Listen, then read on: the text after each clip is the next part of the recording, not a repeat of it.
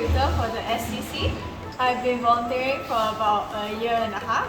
Basically what we do is that we give kids an extra lesson to go through and revise on the subjects that they may be struggling a bit in. So these kids are generally PSLE age 12 years old that I've been teaching. So generally they'll come to start teaching them at the start of P6, primary 6. The experience has been quite good and quite fulfilling also. A lot of the kids, because I spend the whole of their P6 like teaching them every week and stuff, they get quite close and like they start to tell me a lot about their personal life and stuff too, and all the things that are going on.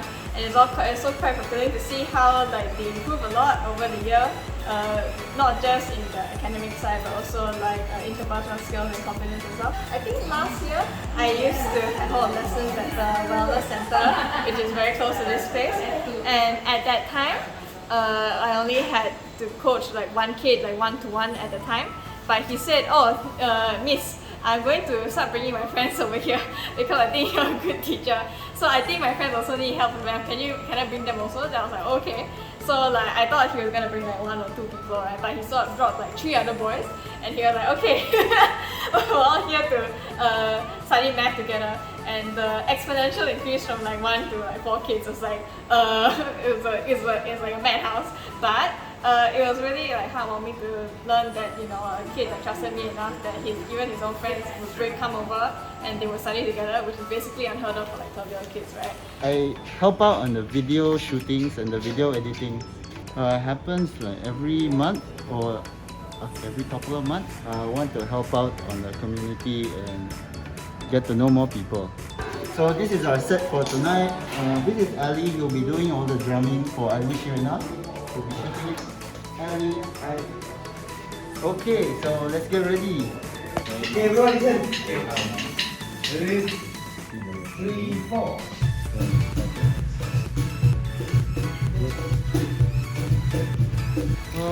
So far it's been really good. I've met a lot of new people.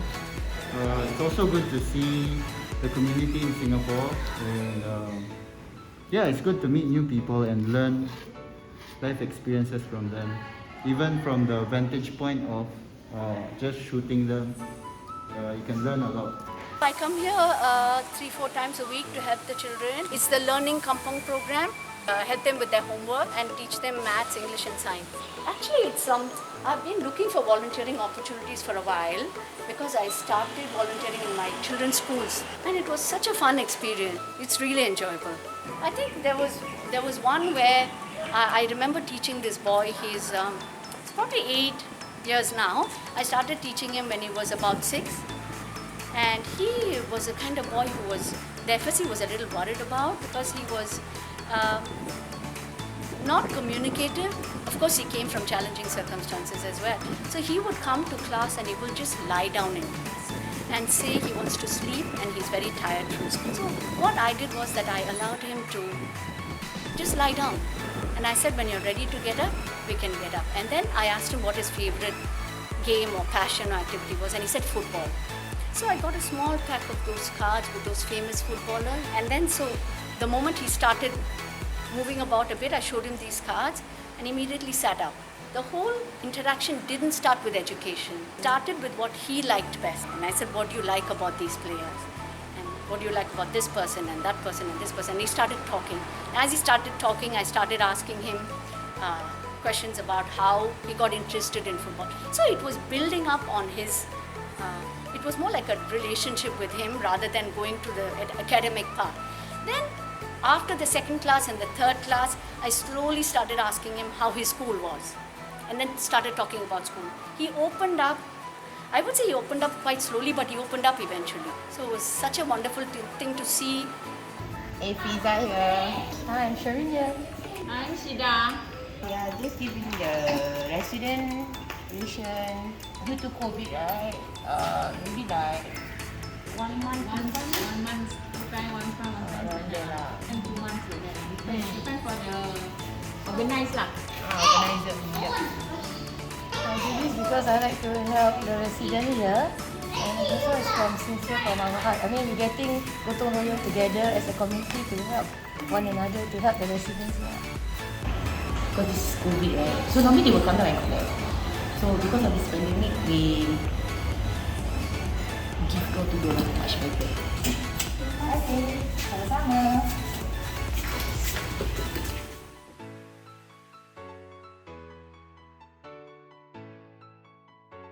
If you're thinking about volunteering but you're not sure, I would say just go for it. I think a lot of people, they get worried that I'm not good enough to volunteer, right?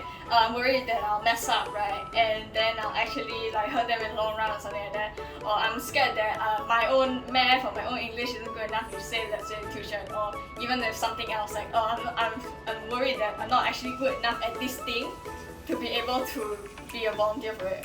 But I think a lot of people don't realize that like a lot of people who get into this, right, they're not experts at it either. Like no one is gonna be a super genius at something if they never actually tried doing it. First, if you get into volunteering, whether it's teaching, which is what I do, or anything else, right, you're probably not going to be super great at it at first. But what matters is that you're putting in your time, you're putting in your effort, you're trying to make a difference and trying to help people, and that's really really good. And over time, even if there are times when you stumble and you can't put in your 100% all the time, that's okay. And over time you'll get a lot more experience and you'll get better at it, and then you'll start using the experience to do a lot more good for the people around you, and I think that's great. So if you're worried about volunteering, I say just go for it, because the experience will not only help you but it'll help the people around you. I would advise them to reach out to their local communities, community centers, or go to giving.sg. It's got a lot of opportunities to volunteer. Just volunteer for everyone that wants to volunteer and that has a good heart. Just go out there and volunteer. Well, they actually can just help us, like do the packing. Like the more the merrier and the more faster we can do. That's the better the kampung spirit, right? Well, I just wish that more people would come forward, not just for helping students, to come and see what activities the FSC is involved in. And there are many events, so they don't have to be scared that they are not very skilled at something or they don't have a particular set of skills or knowledge. They can come and see what the activities are. There's cooking, there's events in which they can volunteer, there's teaching the children. So if they speak to any of the staff or any of the volunteers, they'll get a list of all the things that the FSC is involved in. It's a wonderful thing to come and just be part of the FSC. They can have a lot of impact on the children provided they don't rush at it. They need to step aside and figure out the child first. And then take it from there, find out the child's interests and what he likes to do best, what are the fun things he does. And then try and see if they can relate to him at that level before going to the books. Because if you start with the book straight, they're not going to come back.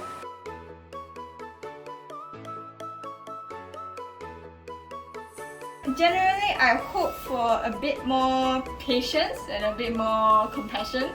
Again, because of the way Singapore is set up, right? I think it's inevitable that with our society that we're quite hyper-competitive, we're quite prone to comparing ourselves with other people. And when we compare ourselves to other people also, there's also the really bad result where we tend to put others down if they're not as good as us, or they're not at the same level as us at a certain time. And I think that's a really, really bad social effect that we tend to see in Singapore sometimes. That, but it's so easy for me, then why can't you do it, right?